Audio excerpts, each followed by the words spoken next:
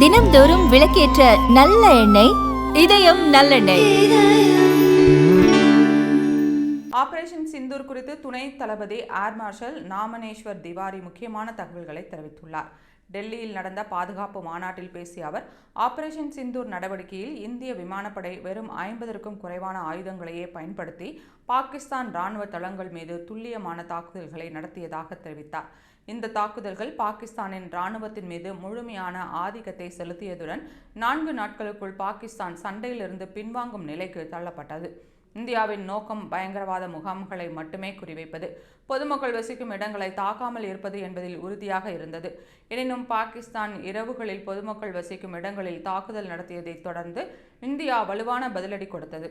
1971 போரின் போதும் தாக்கப்படாத இலக்குகள் கூட இம்முறை அழிக்கப்பட்டன. ஒவ்வொரு ஆயுதமும் துல்லியமாக குறிவைத்து தாக்கி வெற்றி பெற்றது.